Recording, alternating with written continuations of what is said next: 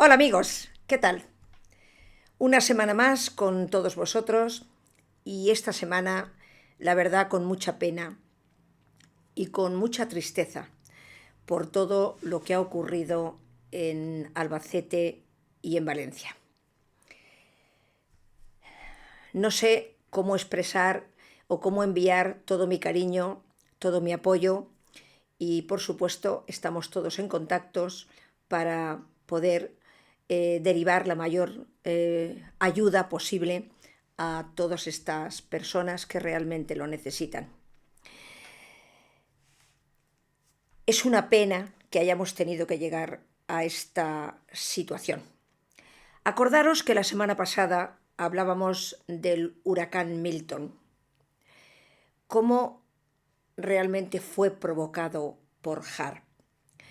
Y no sabíamos o no imaginábamos lo cerca que íbamos a tener el siguiente desastre que ya nos tenían preparado y pactado.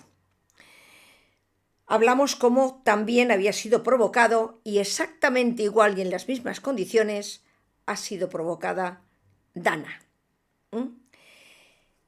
¿Y en qué nos basamos para poder decir que ha sido provocado este huracán o esta borrasca o estos efectos climáticos que producen tantas muertes, estos vientos y tantas desgracias? Hace un mes, aproximadamente, una noticia que salió a la luz decía exactamente así, la voy a leer. Marruecos sigue apostando por la siembra de nubes para luchar contra la sequía. Pero, decía el artículo, ¿cómo afectará esto a España? Esta noticia es de este 3 de octubre, no me estoy yendo muy lejos, estoy hablando de este 3 de octubre. Y entre otras cosas, este artículo también decía así. Los expertos de esta web creen que la siembra de nubes puede tener efectos impredecibles para toda la región, incluyendo Ceuta y Melilla e incluso el sur de nuestra península.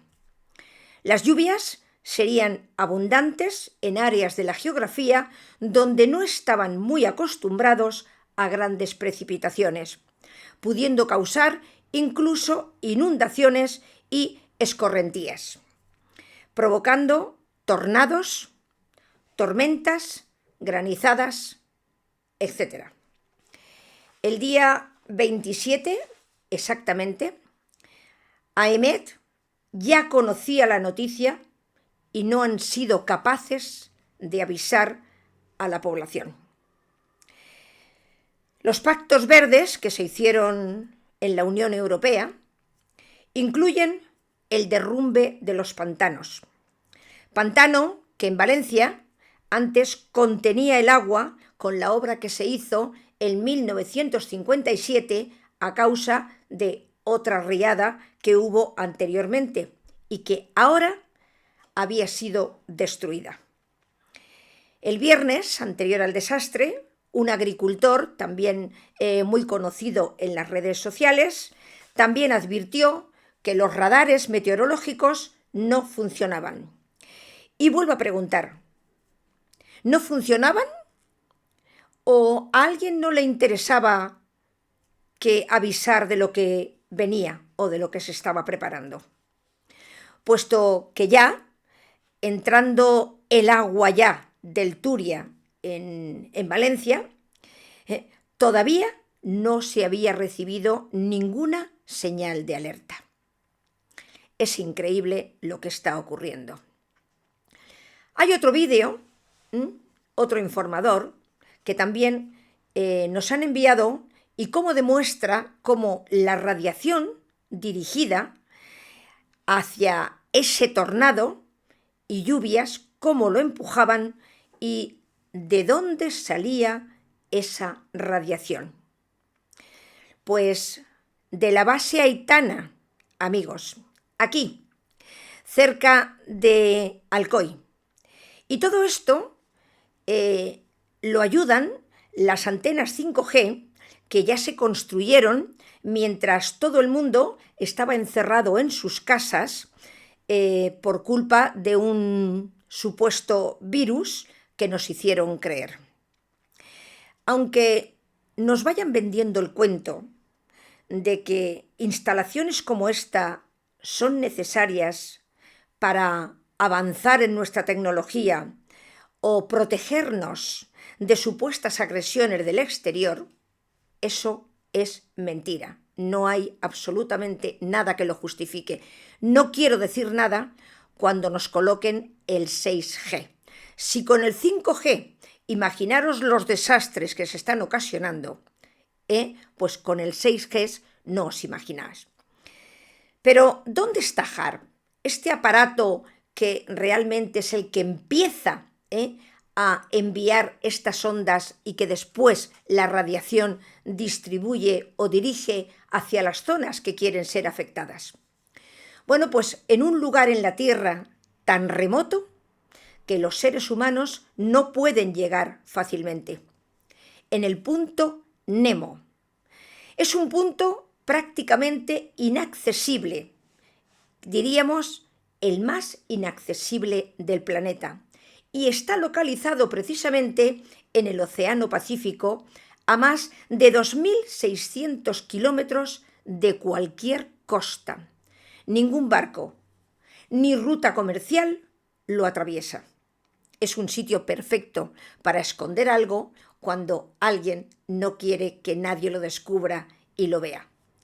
Las aguas son tan profundas y ese aislamiento lo hacen prácticamente imposible de alcanzar sin una buena planificación logística de alta precisión, tal y como está HARP. Las corrientes marinas son tan difíciles de navegar y su tecnología avanzada estarías solo en medio del mar y sin ningún tipo de protección. Por eso el ser humano casi no puede llegar allí y es uno de los lugares más desolados de todo el planeta.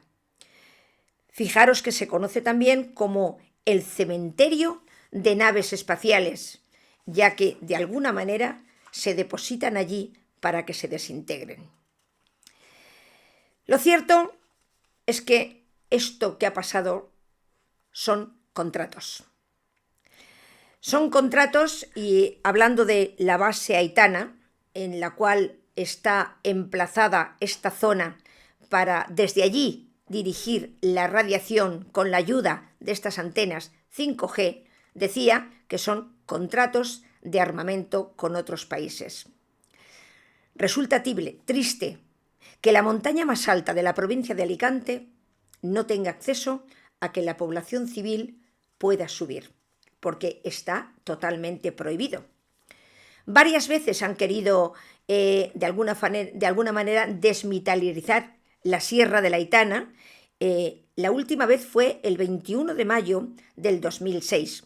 Pero los dos miembros que se atrevieron a hacer eso fueron acusados de desobediencia a la autoridad por acceder a los recintos de los radares, cosa que está prohibida. ¿Por qué está prohibida acceder a la zona de los radares? ¿Qué es lo que no quieren que realmente se sepa y se vea? También la base ha sido objeto de misteriosos ovnis, siendo avistados por dos soldados la noche del 21 de julio de 1975, desprendiendo unos rayos de luz que estuvo a punto de alcanzar a uno de estos soldados.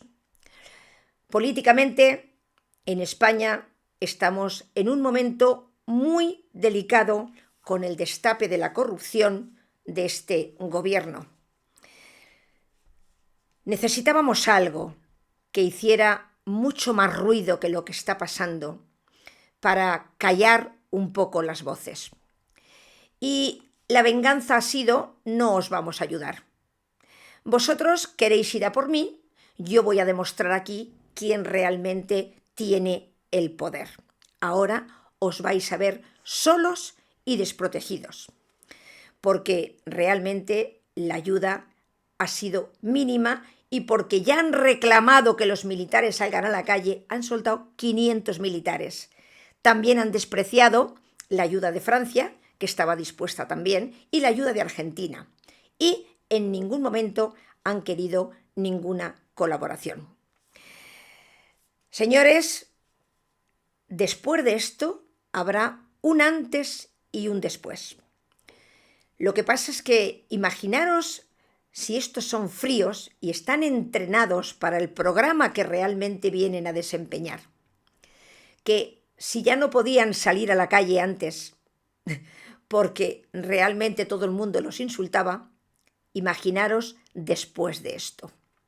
Pero ellos están preparados y no os quepa la menor duda que después de esto hay otro plan, puesto que lo fuerte empezaba a partir de noviembre del 2024.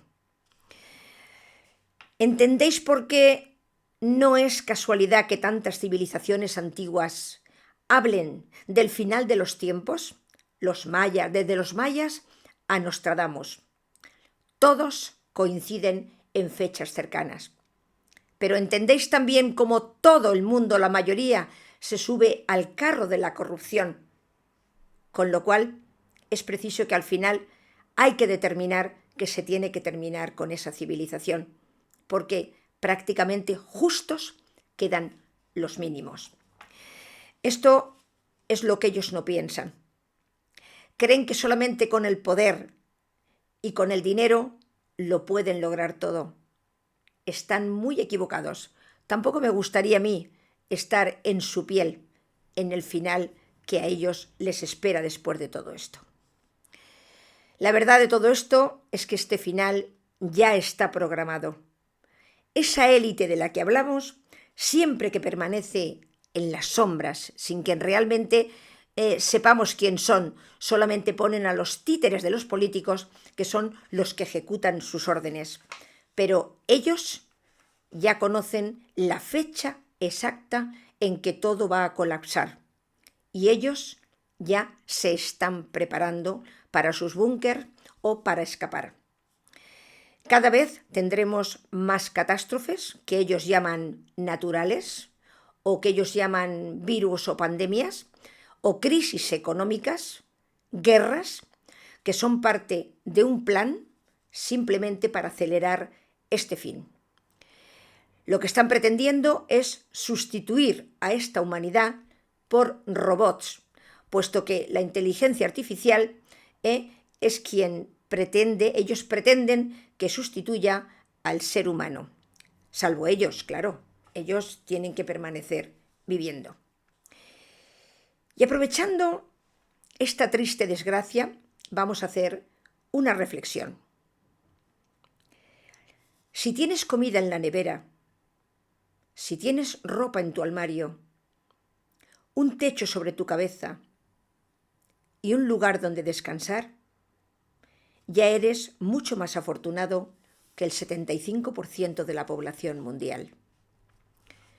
Si además tienes dinero para gastar y la libertad de ir donde quieras, estás en el 18% más privilegiado de este planeta. Si hoy te sientes más sano que enfermo, eres más bendecido que 1 millón de personas que no verán terminar esta semana. Si puedes entender lo que te digo, eres mucho más afortunado que los 3.000 millones que no tienen acceso a la vista, a la lectura o al conocimiento de vida. Hermanos, amigos, la vida no se trata de estar siempre lamentando con lo que nos falta, sino apreciar y agradecer las bendiciones que ya tenemos. Reflexionemos sobre estas bendiciones, incluso las más chiquitas, las más pequeñas. Permítete agradecer por tu día a día. Viendo estas desgracias, los que lo han perdido todo, es cuando mucho más tenemos que reflexionar que al que no nos ha tocado, somos grandemente afortunados y bendecimos. Y ahora voy a pasar a la última parte del vídeo de hoy. Advierto que la información que voy a pasar en este vídeo puede derrumbar o revolucionar todas las creencias y los cimientos de lo que se había basado nuestra vida hasta ahora. Uno de los seres más importantes que ha venido a la humanidad y que realmente ha conmocionado o ha revolucionado la historia de ella, ¿quién ha sido? Jesucristo. Jesucristo. Pero, ¿quién era en realidad Jesucristo? ¿Nos contaron la verdad? ¿Nos han dicho la Iglesia Católica o cualquier religión que hable de él quién es Cristo de verdad? Por supuesto, la historia oficial es una farsa totalmente inventada por el Vaticano, porque si todo esto hubiese salido a la luz, hubiese destruido todos los cimientos de la cristiandad. Jesús no era el Hijo de Dios que nos han hecho creer hasta ahora. Esta información que os voy a relatar llega a nuestras manos a través de un familiar, un hijo y nieto del arqueólogo Robert Mason. Y fue a consecuencia de un cuaderno o unos manuscritos que se encontraron entre sus cosas cuando éste falleció. Y este manuscrito o este cuaderno donde él tenía estas anotaciones empezaba así. Cachemira, 1965. Robert Mason lideraba una expedición en la India. En el fondo de una cueva sagrada encontraron un manuscrito que apenas encontrado las autoridades locales, o más bien del Vaticano, se apresuraron a confiscar. Pero él, Robert Mason, antes de que ellos llegaran, logró leerlo. Y, de alguna manera, él quedó estupefacto con lo que en ese manuscrito se decía.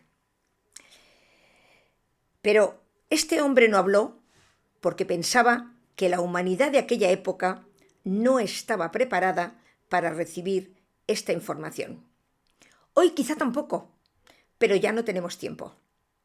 Ahora ya, sí o sí, las verdades ocultas tienen que salir a la luz, porque ahora ya sí tenemos que empezar a conocer quiénes somos, de dónde venimos y quiénes nos han protegido y nos siguen protegiendo. En este manuscrito no hablaba de un Jesús divino, ni por supuesto un simple hombre tampoco. Tampoco era un profeta. Cristo era un híbrido, parte humano y parte alienígena. Un ser enviado por una raza avanzada de seres extraterrestres llamado los Zetaeans. En este manuscrito se describía a los Zetaeans como una especie muy evolucionada, tanto como los delfines energéticamente, algo que desde luego todavía escapa a nuestra comprensión. Y decía que esta raza había estado interviniendo en los asuntos humanos durante milenios y Jesús había sido parte de una misión muy ambiciosa que ellos habían previsto. María no había sido fecundada por obra y gracia de ningún dios, sino con una tecnología avanzada. Un ser alienígena, bajo la apariencia de un ángel de luz, la inseminó artificialmente.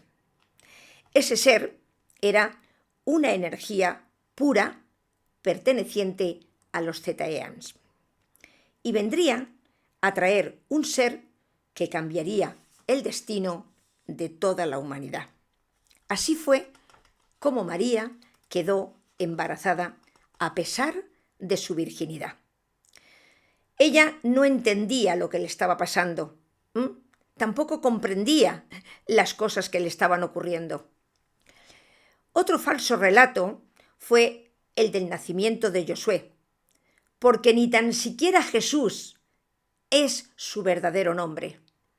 El verdadero nombre es Josué. Hasta en eso nos han engañado la Iglesia Católica. Si nosotros tenemos un hijo que se llama, por ejemplo, Juan, y yo me paso la vida llamándole Pedro, ¿creemos que responderá? Por supuesto que no, porque él no se va a sentir identificado con ese nombre. Pues eso hemos estado haciendo durante toda la vida, a lo largo de la historia, invocando a alguien que ni tan siquiera se llamaba así. Por lo tanto, difícilmente podía escuchar nuestras oraciones o nuestras peticiones. Estábamos llamando al ser equivocado. El famoso cometa o la estrella de Belén, que se denomina, que guió a los Reyes Magos, era una nave espacial de los Zetaeans. Esta nave guiaba a los magos al lugar exacto de su nacimiento. Estos magos no eran unos simples astrólogos, sino poderosos magos elementales, guardianes de secretos arcanos, con una sabiduría que muy pocos podían entender en aquella época. Sus regalos no eran simbólicos solamente. El oro, el incienso y la mirra no eran solamente unas ofrendas, sino unos componentes necesarios para estabilizar la energía y el inmenso poder que tenía el recién nacido. Desde el momento de su llegada al mundo, Josué emanaba una energía cósmica que sin esos materiales habría sido totalmente incontrolable. Los magos crearon con esto una especie de sello temporal capaz de contener la inmensa fuerza que Josué había desatado con su nacimiento. El manuscrito relataba que la energía tan poderosa que emitía modificaba el ambiente a su alrededor y había que sellarla para que no causara ningún desastre. Imaginaros qué poder. Hasta su llanto perturbaba el ambiente.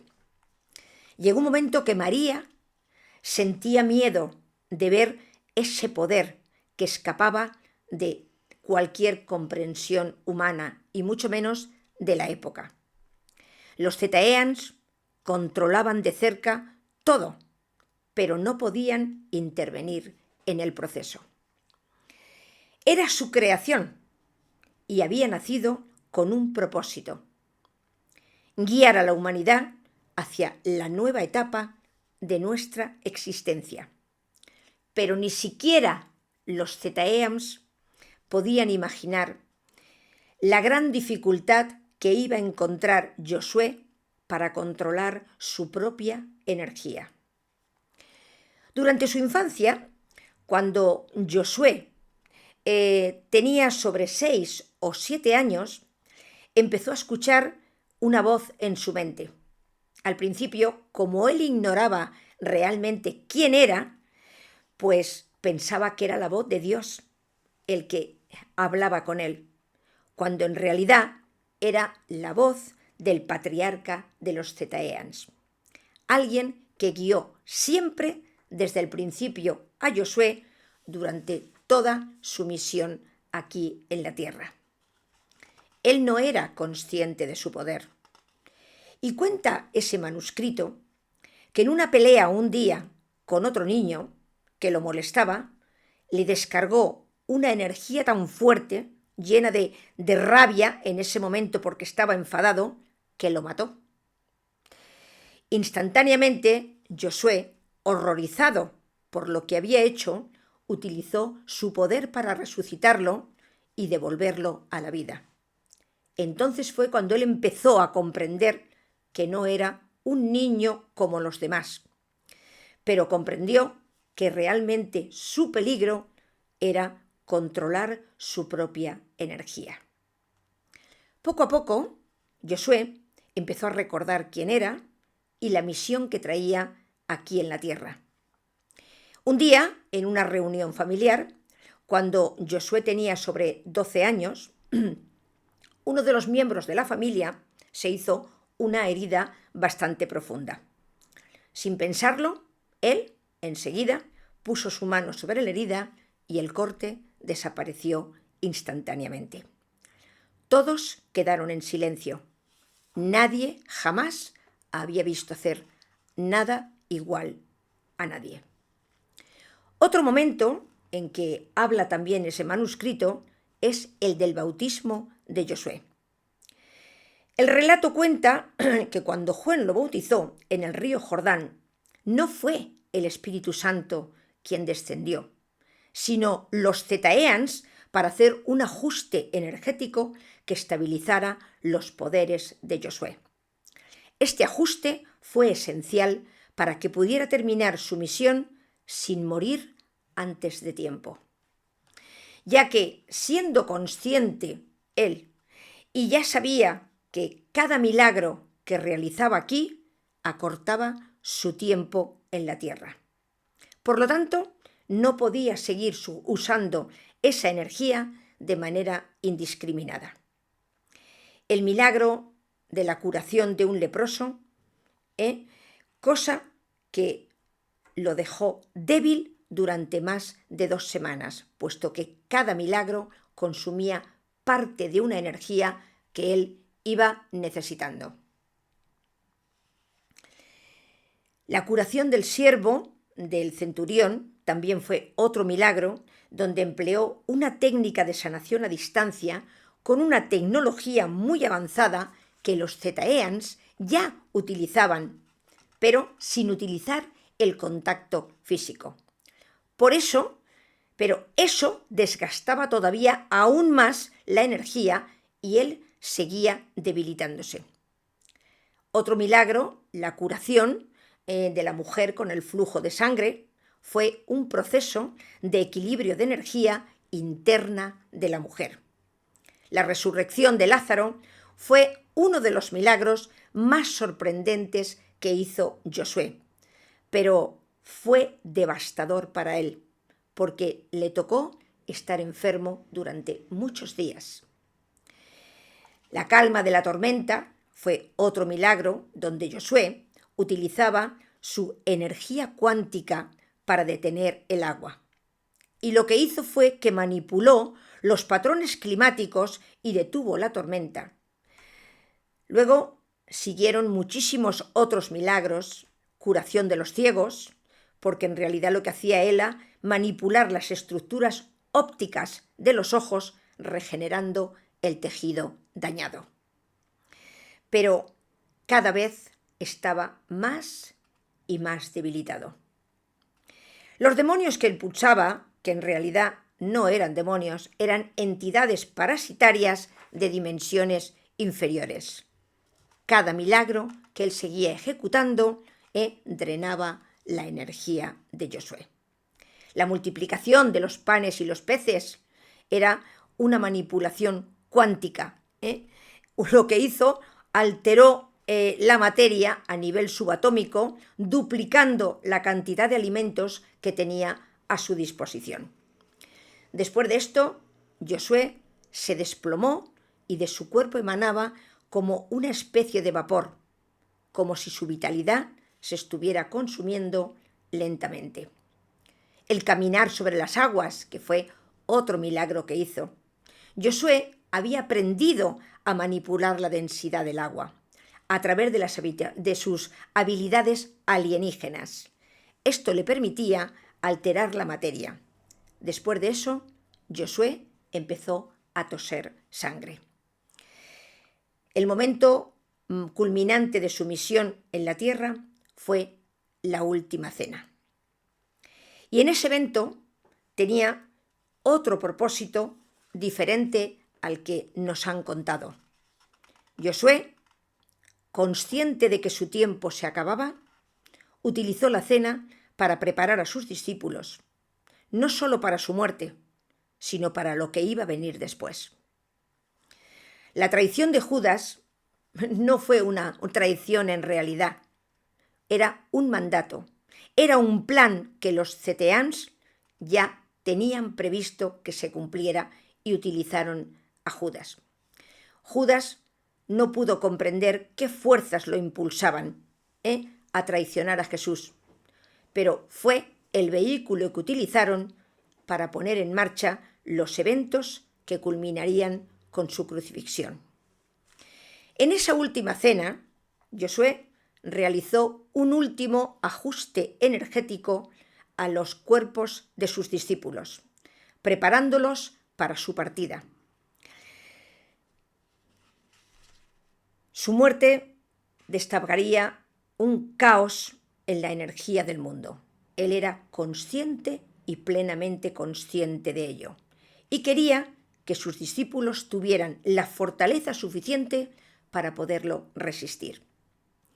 El pan y el vino contenían parte de su energía vital, un último regalo antes de su sacrificio. Era como algo que los protegía, era un protector para ellos.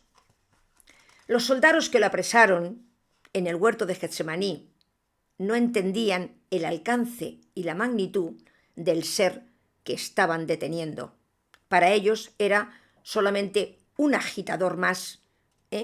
Josué ya sabía que no podía utilizar nunca más su poder. Había aceptado su destino y debía aceptar el dolor físico sin una protección, solamente su propia voluntad. Su juicio fue una formalidad. Simplemente su sentencia ya estaba decidida desde mucho antes de ser juzgado. Josué no intentó ni tan siquiera defenderse, porque sabía que su juicio era cósmico, no terrenal, y su sacrificio era necesario. Las torturas que Josué sufrió fueron detalladas en el manuscrito como una preparación para lo que estaba por venir. Los golpes y latigazos, la corona de espinas, todo eso servía para desgastar su cuerpo humano lo suficiente para que, llegado el momento de la crucifixión, fuera capaz de absorber toda la energía negativa del mundo. La energía vital que había aumentado a lo largo de su vida, acumulado a lo largo de su vida, sería utilizada para cumplir con el propósito final de la misión que le había traído aquí a la tierra. Cuando Josué fue clavado en la cruz, no fue solo un castigo, sino en el mecanismo por el cual él se convirtió en una antena cósmica. Al ser levantada la cruz, su cuerpo empezó a absorber toda la energía negativa o todos los pecados del mundo por su maldad, y recibía esos rayos como espadas que le cortaban la piel. Cuando Josué exhaló su último suspiro, su cuerpo quedó inerte, pero su espíritu aún tenía una misión que cumplir. Con todos los pecados y toda la energía negativa que él había acumulado, no iban a desaparecer simplemente con su muerte. Fue arrastrado a un lugar del que nadie regresa nunca jamás, al abismo. Una dimensión de una frecuencia muy baja. Pero el abismo, según el manuscrito, no era solo un lugar de sufrimiento, era un universo en sí mismo, donde las leyes del tiempo y el espacio no tenían ningún sentido. Un reino gobernado por entidades parasitarias que se alimentaban de la energía negativa acumulada en los seres vivos. Allí, en lo más profundo, se encontraba Lucifer, o Hades, rey del universo, una entidad parasitaria de inmenso poder. Josué no había ido a redimir almas, sino a cumplir su verdadera misión, asegurarse de que Hades, o Lucifer, el gran dragón, no se liberara de sus cadenas porque éstas estaban a punto de romperse. Esta entidad, durante milenios, había acumulado el sufrimiento y el dolor de innumerables mundos. Los pecados de la humanidad eran sólo lo que esta entidad necesitaba para poder liberarse. Contra más pecados tuviera, más pronto se liberaría. Hades, una criatura de tamaño inconmensurable, en forma de dragón, solo irradiaba odio y sufrimiento. Sus cadenas, que lo habían mantenido preso durante eones, se desmoronaban y estaban a punto de romperse. Ese fue el verdadero propósito del sacrificio de Josué. Josué tenía el poder de labrar unas nuevas cadenas mucho más fuertes que las anteriores para contener al gran dragón. Estas cadenas eran tan fuertes que ni la entidad parasitaria más poderosa las podría romper. Josué no podía destruirlo, solo podía contenerlo y encadenarlo. Josué no se enfrentaba a Hades en una batalla física, utilizaba toda la energía negativa acumulada para poderlo contener. Pero este acto tuvo un gran costo. No solo a Hades, sino que dejó parte de sí mismo en esas cadenas. Su esencia, la energía vital que le quedaba, fue sacrificada para asegurar que ese abismo no se abriera nunca por completo. El dragón decía que más tarde o más temprano él iba a romper esas cadenas y que la energía negativa seguiría acumulándose y él se liberaría, como efectivamente está pasando hoy en día. Ahora esas cadenas se están rompiendo y ahora, ¿quién lo va a contener? Josué, después de esto, ya quedó limpio y libre de las cargas oscuras y comenzó su ascenso a la tierra. Ellos sí no lo decían en el credo que rezábamos entonces, decía, bajó, descendió a los infiernos y al tercer día resucitó entre los muertos. Eso lo rezábamos nosotros en el credo de la época. Hoy no se reza, pero esto es así. O sea, la historia ellos la deformaron, la contaron de una manera distinta, pero más o menos era lo mismo. Sin embargo, su regreso a la tierra de nuevo, después de ascender, no fue una resurrección como la Biblia dice. Josué no volvió de entre los muertos. 3 días después de su muerte, el espíritu de Josué regresó a la tierra, pero con el mismo cuerpo que habían matado esos soldados o en esa cruz y que él había dejado. Pero solamente utilizó ese cuerpo para dar el último mensaje a sus discípulos. Solamente. Estos tampoco entendieron lo que había ocurrido y pensaban que él había resucitado, pero él ya no era el mismo. Su yo ya no era completamente humano. Solamente venía para cerrar ese ciclo que aún quedaba pendiente este mensaje para terminar. Y el mensaje fue que le estaba dando instrucciones sobre lo que debían hacer después de que él se marchara de su partida. En ese último encuentro, Josué debía decir algo antes de que su espíritu se pudiera liberar por completo ya y desentenderse de aquí, de la tierra. Y les reveló una verdad que hasta ese momento había mantenido en secreto. María Magdalena estaba embarazada de él. Josué les explicó que ella no era solo una seguidora ni una discípula más, sino su compañera carnal, y su amor por ella había trascendido lo físico.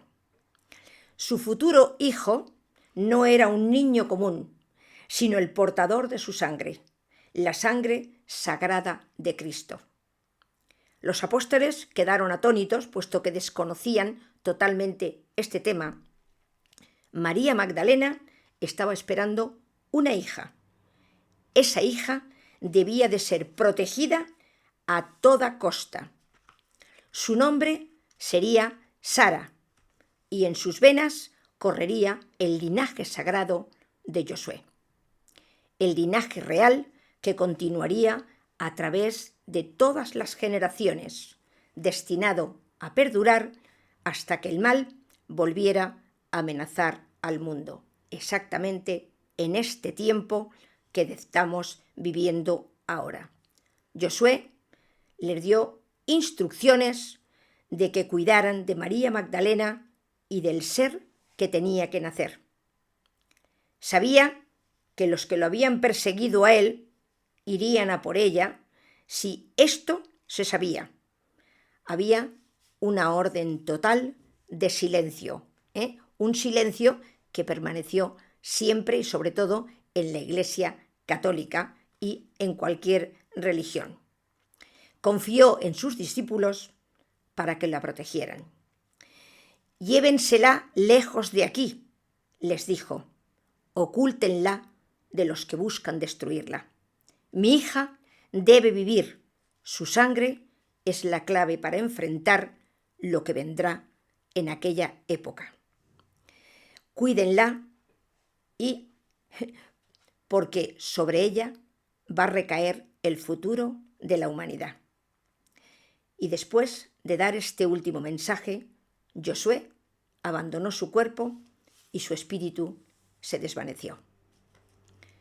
Los hombres que confiscaron el manuscrito eran agentes del Vaticano y no iban a permitir que estos documentos vieran nunca la luz.